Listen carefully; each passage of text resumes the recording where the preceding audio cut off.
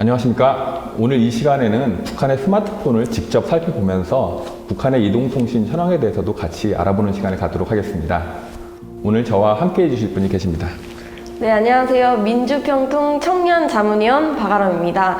제가 오늘 저의 젊은 시각으로 이 북한의 스마트폰을 샅샅이 파헤쳐 보겠습니다.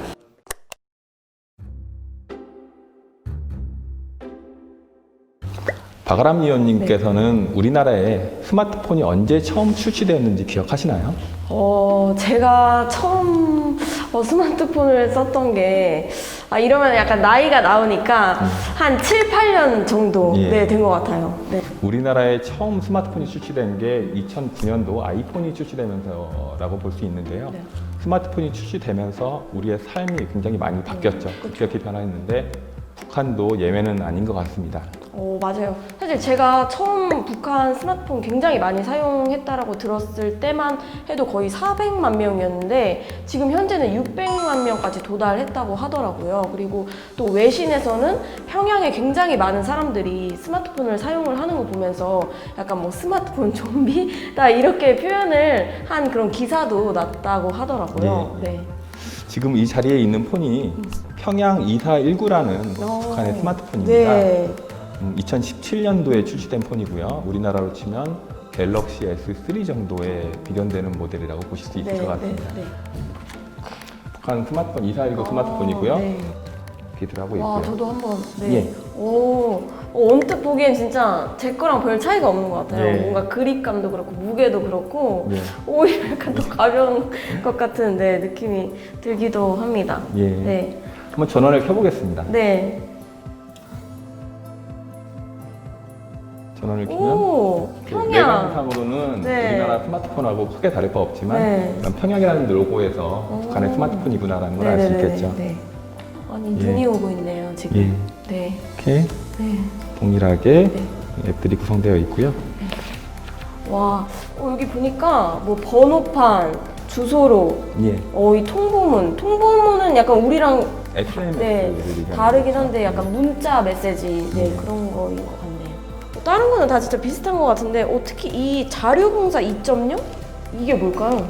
좋은 질문입니다. 네. 자료봉사 2.0은 평양 2419에 탑재된 구글의 플레이 스토어나 애플의 앱 스토어와 같은 앱 마켓이라고 보실 수 있겠습니다. 최신, 인기, 무료라는 카테고리로 앱들을 분류하고 있습니다.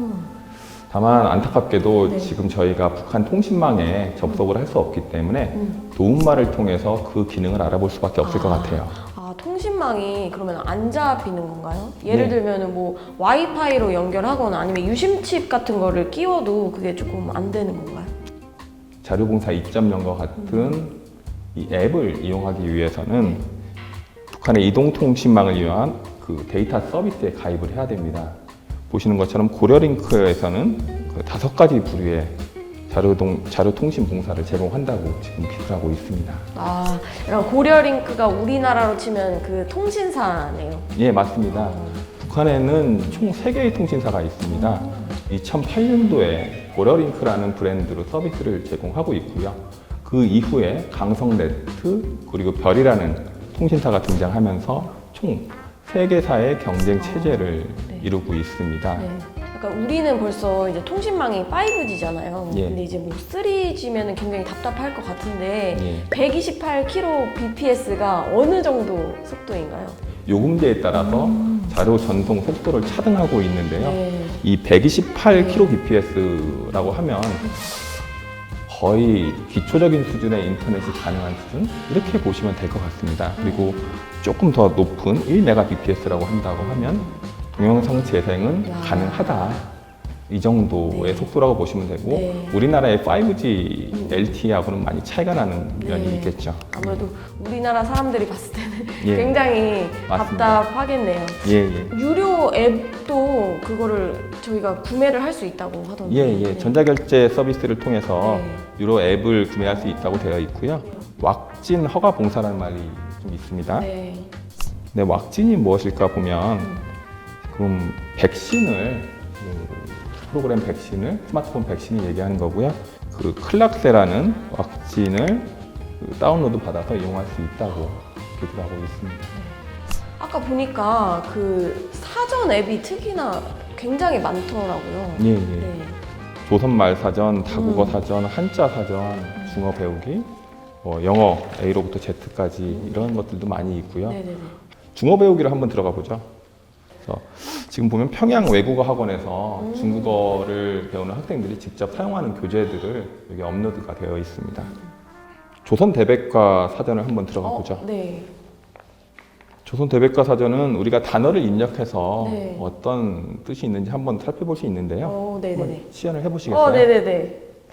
아, 그러면 아무래도 저는 궁금한 게 우리 대한민국.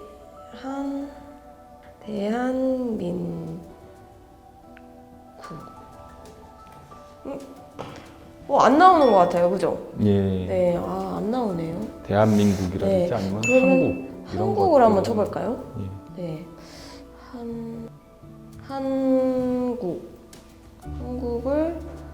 한국도 안 나오네요. 안타깝게도 조선 대백과에서는 네. 대한민국이나 아니면 네. 한국이라는 말이 검색은 되지 않습니다. 아, 그리고 사전 앱에 대해서 한번 살펴봤는데 네. 여러분들이 관심을 많이 가지실 것들이 게임 앱들이겠죠. 북한 주민들은 어떤 게임들을 즐기고 있을까? 장기 명수, 유경 바둑, 14 맞추기, 좀 특이한 이름으로 네. 별지각이라는 앱이 있습니다. 별지각이요? 한번 실행을 해보시겠어요? 네. 별지각이 여기 네. 있습니다. 그러면은 별지각이 세로 하기를 하면 되겠죠? 예. 아, 이거 진짜 엄청 많이 하는 거잖아요. 예, 예. 별 오, 맞추기. 네. 여러 가지 이름으로 세 네. 있는데. 네. 우리나라 같은 경우에는 스마트폰에 기본적인 앱이 별로 안 깔려 있는데 북한 같은 경우에는 북한 스마트폰에는 게임 앱이 다양한 앱들이 굉장히 많이 깔려 있는 것 같아요. 예. 네. 그리고 또 뭔가 저희가 또 눈여겨볼 그런 기능이 있을까요? 한번 보시면 네. 그 처음 화면으로 들어갔을 때 네. 그 두 손가락으로 드래그를 한번 해보겠습니다. 네. 그러면 네. 보안 암호 확인이라고 나옵니다. 네네. 제가 설정한 보안을 그러면 프로그램 숨기기라는 그러니까 네. 일반적으로 이 휴대폰을 분실하거나 했을 때 다른 사람들이 알아볼 수 없는 곳에 별도로 저장하는 공간을 마련하고 있습니다. 이 경우에는 네. 광명 도서 뭐 이런 것들을 앱으로 일단 놓아놨는데요. 도서를 왜 넣어놨을까요? 이 광명 도서라는 앱을 보시면 그 우리나라의 그 전자책 같은 개념이라고 보실 수 있습니다.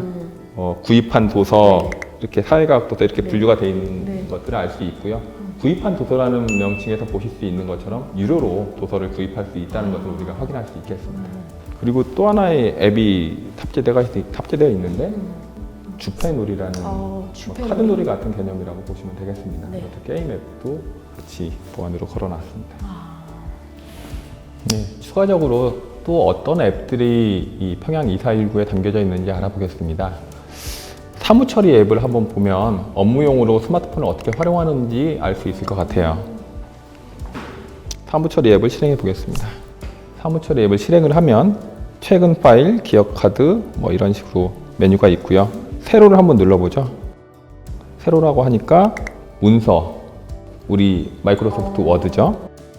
그리고 표, 엑셀, 선전물, PPT 형식의 그 문서 작업을 가능하도록 하고 있습니다. 뭐 가장 기본적인 카메라도 한번, 사진기도 한번 실행을 해보겠습니다. 이렇게 예, 해보면 근데 찰칵 소리가 안 나네요. 예, 그리고 스튜디오에서 찍은 거라서 굉장히 잘 나온 것을 확인할 수 있겠습니다. 예.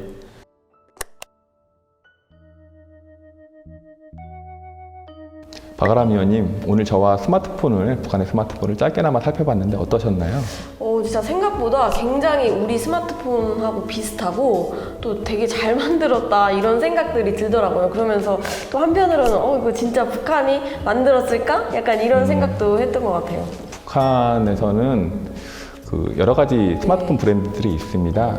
처음에 북한에서 자체 생산했다고 브랜드가 나왔던 게 아리랑이라는 브랜드로 2013년도에 나왔었고요. 지금 보시는 것처럼 평양이라는 브랜드도 있고 진달래 여러 가지 브랜드들이 있습니다. 근데 이것들을 북한이 자체 생산한 것이냐, 부품들을 보면 실제 외국의 스마트폰에 있는 것들을 그대로 따온 거 아니냐, 이런 의심의 시각들도 있습니다. 네네네. 다만 확실한 거는 이 스마트폰에 들어가는 각종 프로그램, 소프트웨어, 보안, AI와 같은 기술들은 북한이 직접 개발하는 것으로 알려져 있습니다. 그렇게 파악이 되고 있습니다. 네, 진짜 실제로 북한이 정말 다양한 뭐 앱을 정말 출시하기도 하고 개발하기도 하는 것 같습니다. 그렇다면은 북한 주민들한테 가장 인기가 있는 앱은 어떤 앱일까요?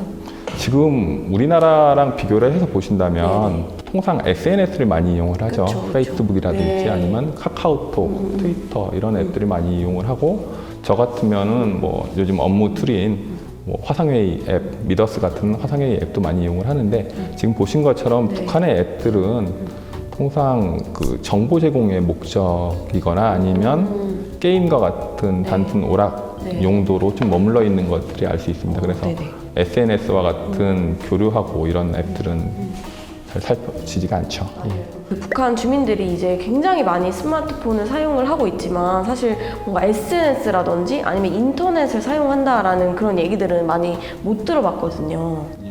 우리나라와의 가장 큰 차이점은 일반적으로 인터넷 접속에 제한이 있다는 것입니다. 페이스북이나 아니면 뭐 트위터, 네. 인스타그램 이런 것들은 당연히 사용을 할 수가 없고요. 네. 인터넷망에 대해서 자유롭게 접근이 가능한 것이 아니라 광명망이라는 자체 인트라넷을 이용할 수밖에 없습니다. 그래서 뭐 노동신문이라든지 아니면 각종 매체의 정보들을 습득하는 수준에서 인터넷 활용이 제한적으로 이루어지고 있다. 이런 것들이 우리나라와의 가장 큰 차이점이라고 보실 수 있을 것 같습니다.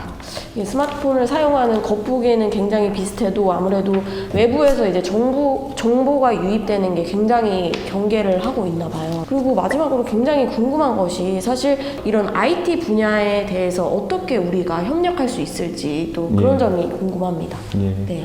지금 우리 사회를 보면 코로나19가 가장 큰 화두로 대두되고 있습니다. 그렇죠. 네. 그래서 지금 코로나19로 인해서 어떻게 보면 그간의 말로만 떠들었던 4차 산업혁명이 이제 우리 현실에서 이루어지고 있다. 온라인 교육이나 아니면 재택근무와 같은 이런 초연결이 물리적 접촉을 대체하고 있는 상황이라고 우리가 보실 수 있습니다.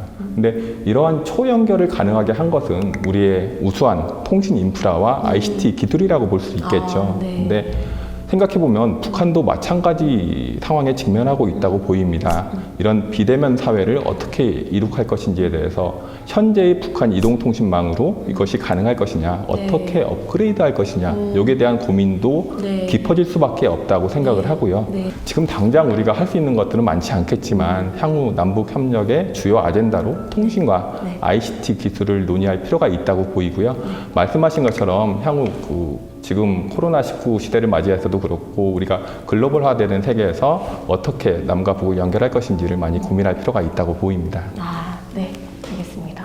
그래서 그런 관점에서 어떻게 남북 협력의 로드맵을 어떻게 구상할 것이냐, 어떻게 수립할 것이냐에 대해서도 우리와 같은 기업도 마찬가지고, 그리고 위원님과 같은 젊은 청년들, 그리고 정부에서도 같이 고민해야 되지 않을까, 이런 생각을 합니다. 북한 스마트폰에 대해서 샅샅이 알 수 있는 그런 시간이었던 것 같습니다. 오늘 정말 감사드립니다. 예, 위원님 수고하셨습니다. 네, 감사합니다. 고맙습니다. 네.